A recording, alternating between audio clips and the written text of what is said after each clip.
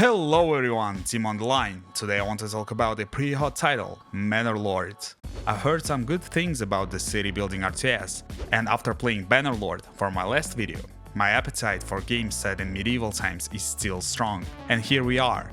So let's see what drew attention of so many people, and why this not so single dev game made so much waves online. I honestly spent some time thinking about how to approach this game due to it being an early access indie game, but I ultimately decided to separate that and give it a fair review. The game is set in fantasy medieval Europe. Before you begin your journey in this world, you choose your avatar, name, and create a coat of arms, which is surprisingly good and gives you a ton of options to customize. And it's not hard to make it look nice, which is not easy to accomplish. After that done, you choose the difficulty of the game, with none, some, and a lot of bandits on the map, and adversaries off the map as well. My advice to anyone who is just starting out, to start with peaceful map to understand how the economy here works. There is a lot to cover, so I'll be mentioning things as we go. And then you load into the game, and first thing I noticed was that the game looks great, way better than I anticipated. There is much more detail to everything shown there. Graphics are not the most important part of any RTS, but it's always a good addition. And I think I should mention that I didn't have any problems in the game whatsoever. It didn't crash and there were no game-breaking bugs. The only thing is texture loading. There was some flickering while building details loaded, which is extremely minor and doesn't affect the experience whatsoever. Right off the bat, one of the best things in the game is road building. I mean, it's pretty hard to make building roads interesting, and most of the time you are going to build a square city for maximum efficiency and be done with it. But in this title, the road will most likely be a bit curvier, a little more flowy than in other city builders, due to how it attaches to buildings and goes around them. This makes your settlements look more natural and satisfying. You can build a rectangular city if you really want to, but I found this mechanic to be really good. And as a tip for beginners, build roads freely, they cost nothing and help with speed everything is carried by. So that's a good start to any game, even more so for mostly single dev game. Starting the game you have 5 families, an ox and some supplies. Now you need to build some homes. For that you need logs, which you can get from the forest nearby. Interestingly, there is 3 types of wood. First is logs, second is planks, and third is firewood. I want to quickly mention what you do with each one because it got me confused at first. Logs are basic building material in the game, which you need to build first iterations of buildings. Planks are made from the logs and are required for some upgrades and later game buildings. So I suggest to build that one after you complete building your initial settlement and provide homes, storage space, forager hut, and hunter camp. Firewood works separately and it's as important as food, so always have at least one family assigned there. Those are the basic building blocks on which you will build your settlement. I felt like the game's tutorial was a little lacking where it matters, but that can be changed quite easily in the future, so I'm not going to spend a bunch of time picking it apart. The reason I wanted to mention that, which is also a downside to the game at this point in time, is that some stuff is not intuitive and requires you to go and check online on how some of the mechanics work there. My point is being strengthened by the fact that I had to go online and see how to use my fields as pasture for sheep and make them work as intended. Also, some of the option menus are not exactly where you expect them to be, and tutorial doesn't really show you how to do that at all. And growing food is yet another big one to understand, because quite quickly you'll see that the berries and hunting doesn't cover food needs for the quickly growing village, and then you'll look into farming. Before you even construct your farm and allocate the lands for it, look at the seasons on the bottom right corner of the screen. The normal stuff as you expect, but clarifications on what happens in each one. Then you need a farmhouse to allocate families that will work on fields. Make sure to get going in autumn for crops to have time to grow. Before constructing a field, look at where the fertility is on the right side of the screen. If it's closer to red, then maximum fertility is lower. If it's closer to deep green, it's higher. After you've done that, go for a field size of 0.8 to maybe 1 morgan. This is a good range to start. The fields have fertility rating on them, so depending where you've built yours and what kind of a crop you want to grow will differ on the percentage. And if it's your first season to grow, this is the maximum you can get from that field. You did it, and the first year was great, but then you see that you got way less next year and barely got anything on third year. It was my pain. I didn't understand why it doesn't work, why the fertility is going down, and then I tried using ship to fertilize, but it didn't work as intended. I was almost on the verge of saying that the game is broken, and then I saw a checkbox for crop rotation on the field management window, and it started making sense. You can leave fields empty or fallow for a year or two, for the soil to regain its fertility. Then I thought, how can I feed my village if I can only have harvest once every 3 years? And then it hit me again. You have 3 fields of similar size and set them to harvest different years. From that point, food was not an issue for me anymore, and game became a bit more relaxed and enjoyable, because it enabled me to see what else is there, what can I do to develop further. The economy started working and people started moving to my village. I started looking into what my villagers want, like access to water, clothing, and ale. The reason I went to so much detail is to show you how complex the production system already is, with a ton of variables. While there is not much to help you learn, once you understand the game, it's satisfying to play. When you reach this point in the game, it is a question of development and getting even more people move in. Ultimately, I feel like the people in this game is the main resource, because you constantly need more of them moving in, and their management is crucial.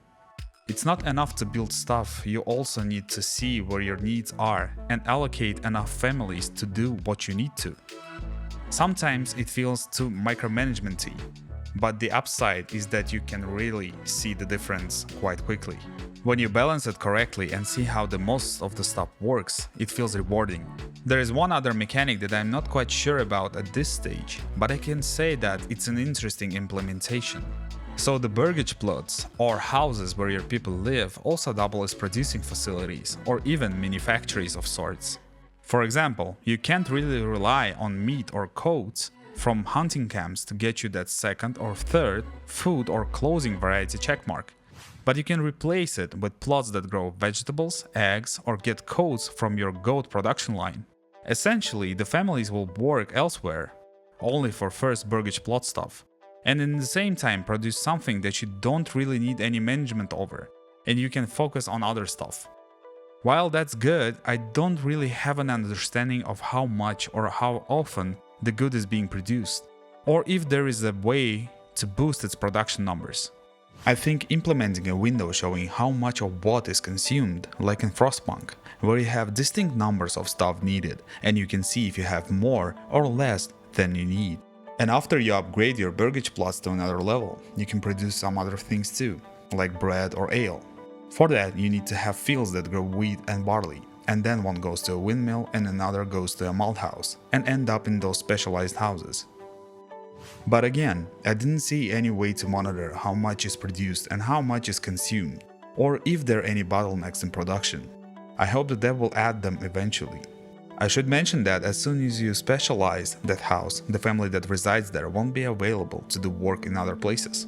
So don't rush that in the beginning of the game. You could really lose a lot of workforce and struggle for quite some time, which happened to me a couple of times. Like in this example, the industry in this game is made in chains. You also have another resource like iron and clay, which you can use to create roof tiling and armor, weapons and instruments. All of what is currently available can be quite easily broken down to the following formula. Get the raw resource, refine it in a special building, create a good that you need. That's simple. At this point you will notice that some resources you have access to are quite limited and are not enough to start exporting and making profits from them. I have a feeling that they are there to let you build important stuff and upgrade it. If you look at the map and check other regions, you can see that some of them have way more iron, berries, wild animals, clay, or have way better fertility rate. You'll also see that you can claim them with the king's favor or with influence. After you do, you can start one other settlement, and you have to start from scratch once more. It feels like the dev is playing around stuff that is pretty well built, and he knows that. So now you have 2 separate towns which you can build and barter goods with. There are rates set at which you can trade with them. What I try to do is focus on my main city and make others more of a mining town or food producer, and try to have the lowest population level possible there, so I don't have to work too much on food production, especially if the fertility rate is low in that region. Since I've mentioned it, let's talk about trade now. After you build your trading post and assign people there, the trader will come once in a while and trade with you. You can sell off excess goods and buy something if you really need it. But I would advise not to buy anything if you don't really need it, especially until you don't make any high-end stuff. Like with fields, I didn't quite get why I can sell all of the stuff I wanted to, and decided to look into what happens and how people work. So the issue is how far away the storage places are from the building, and how many people work in both buildings, and if they are able to move the goods fast enough. It's like a hidden bottleneck. After I optimized everything, it started working well and brought me a lot of cash. Still, I can't yet put my finger on it, but feels like it needs some more work to make it a bit more seamless to understand and use. So now you have a couple more settlements that you have to look out for separately, which I should tell you adds more complexity due to them having separate economies. So while one is doing great and has more than enough to eat, another one could be on the verge of collapse. I can tell you that I used speed time button way less. It really does help. With a successful campaign in peaceful lands, I wanted to go and challenge myself a bit and give a try to one with bandits and another lord where both of us will be fighting for regions. This time around I had to be quicker, get the settlement ready and get the population up and ready for a fight. Get some weaponry shops to give my troops a chance, and eventually defeat the bandits coming to my lands, and after that get rid of their camps. It is also possible to hire mercenaries if there is enough cash laying around to quickly add numbers to army. Fighting in this game is pretty unassuming. It feels close to Total War at points. Your armed forces have statistics as efficiency. So if they had to run for days to reach another part of the map, they'll be less efficient and won't fight as good. The game wants you to approach it with a bit more strategy. But I honestly don't have much to say about it. I mean, it works, but I didn't feel like it's the best part of the game, which might be a good thing. And this brings us to my general thoughts about this game. The game is quite good, it has a lot of potential. Stuff that's already done is enough to get your money worth out of it. And hopefully the updates will not let us down. The bone structure is there for sure, economy works, fighting works, trade works. More options, more development options, which the game tells us are coming, would be a very welcome addition. The dev is active, updates are coming in quite often, and in June 2024 everything seems alright in that regard. Is this game groundbreaking? No. Is it good? Yeah, I think so. Could it be great? Depends on what the dev and his team will build on this foundation, but it could be. Should you buy it? I mean, if you're okay with playing an early access style and waiting for a couple of years for it to get done. I believe that's safe to say, because it took him 7 years to get to this point. I believe it's fair to assume that it needs at least 2 or 3 more years to be completed. Faster if he starts hiring more people and work on this project as a team. Overall, I feel like the dev has an idea of what he looks to accomplish. The game is not too ambitious and not too bloated. It seems like this one has all it needs to be a success. And that's it for today. Thank you for watching. Don't forget to like and subscribe. Have a good one. Bye bye.